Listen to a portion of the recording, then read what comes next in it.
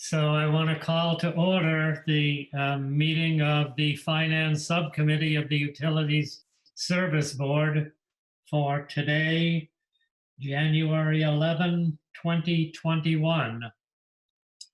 There's one item on the agenda, and that is a presentation discussion of the cost of service study that was done recently and has had an impact on our rate pay changes that will be discussed at future USB meetings and city council meetings. So I'm not clear who's doing the presentation. Vic, you did the last time. I really don't have anything new to present, except that today we received some information from the consultants regarding the commercial rates, and it's already gone out to the subcommittee. The question last time was, where would we stand in comparison to other communities? Right now, we're in the lowest one quarter. After phase one, we would be right at the bottom of the lowest, right at the bottom of the middle third. And after the second phase, we would be still below half and in the middle third. And two of the cities that are above us right now are also doing rate cases right now. So essentially, we'll end up basically where we are now. Okay, thank you. You explained this once before, and I forget the answer. I noticed in looking at the commercial rates, the top, I don't know, 10 or 12 all had exactly the same number. And I don't remember why that's the case. I think you did explain it once. Jennifer, can you explain that? Yes, yeah. So Indiana American serves all those communities, and they're an investor-owned utility, and they have gone to a single rate for all commercial customers throughout their entire service area. So it doesn't matter that whether or not you live in Richmond or Terre Haute, if you're a commercial customer, you're getting charged the exact same amount as a commercial user. And the same way on the residential side, the residentials are also paying the exact same amount no matter where they're being served, if they're being served by Indiana American. Okay, thanks. But that's a pretty high rate. Yes. Yeah. Yes, it is. They're allowed to make they're allowed to make a fair profit. Well, I'm glad we're not with them.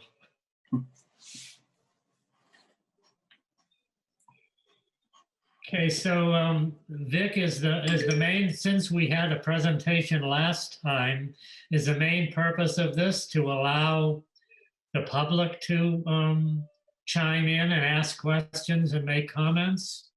Yeah, for the board and the public. I will share before we do that, share some notes about what's happened since last time. We had our open house last Thursday. There were about 7 or 8 members of the public, or should I say customers there.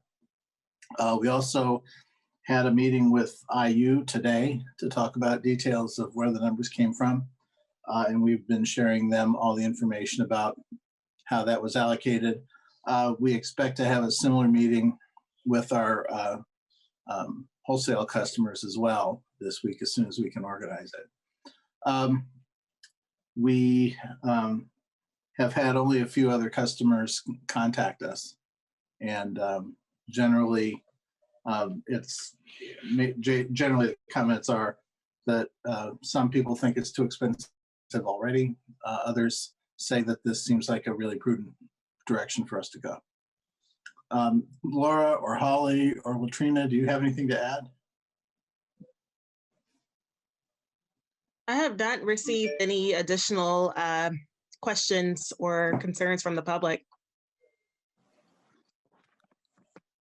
This is Holly, Communications Manager for CBU, and I've only spoken to one customer who expressed concern about the affordability of services.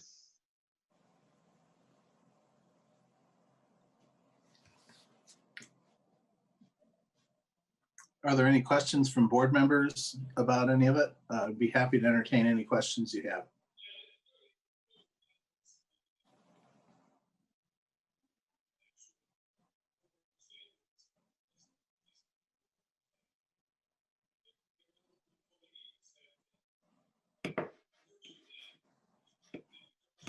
Okay, well, I guess I'll ask a question.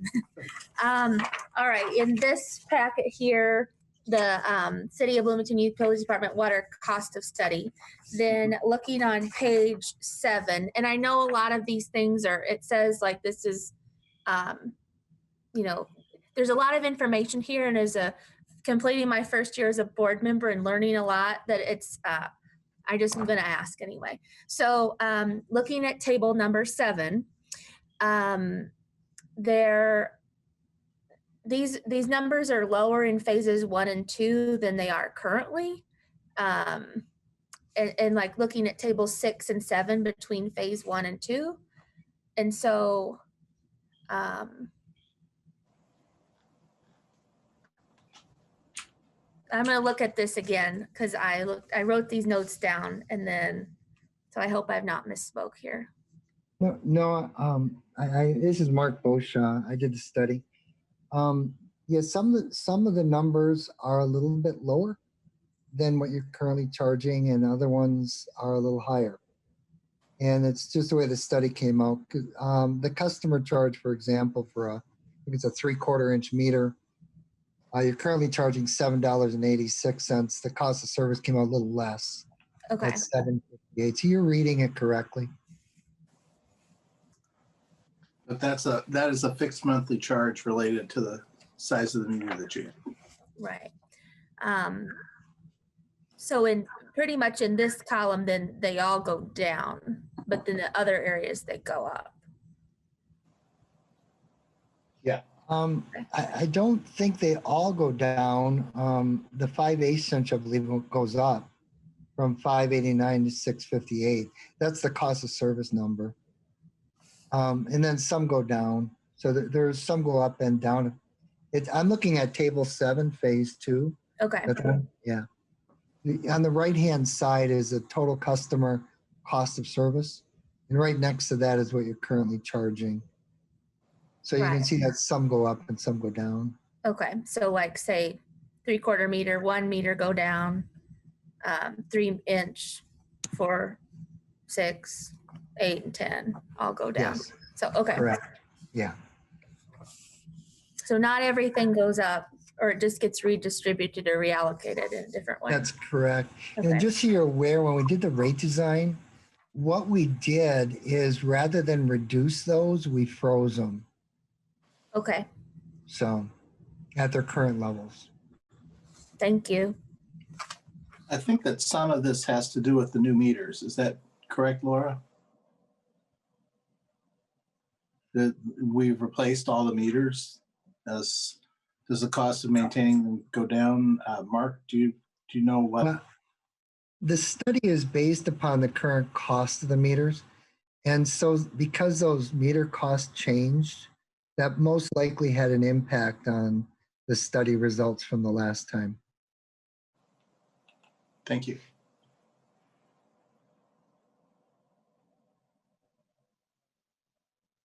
Okay, any other questions?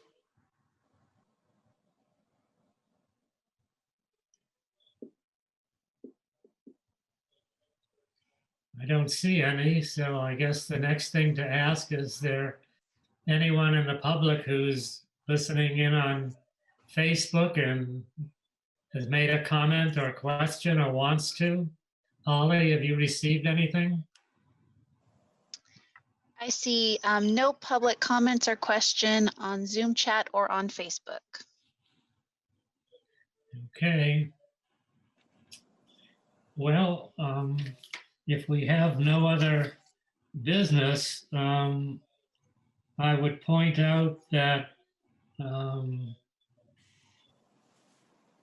I believe it's on the 19th. We will have another Finance Committee meeting just prior to the regular USB meeting. Is that still the plan? That is still the plan, unless the subcommittee wishes to take action tonight. We've told the public that there would be one more finance subcommittee meeting, so I think that's the wisest thing to do. Yeah, I think that's what we'll do. I mean, I guess we could do it at 4, or we could, if it looks like there's not a lot to be done, we could put it to 4:30 so that it would just blend into the regular meeting, if you think that's wiser. Or we could just adjourn and then re-adjourn. I mean, to re-meet. I think it's better. We've advertised it as being at At 4 4. o'clock Okay. several times, so yeah. All right, given that, I will entertain a motion to adjourn, and we will meet again at 4 p.m. on the 19th. Is there such a motion? So moved. Okay, we're adjourned. Thank you all. Thank you.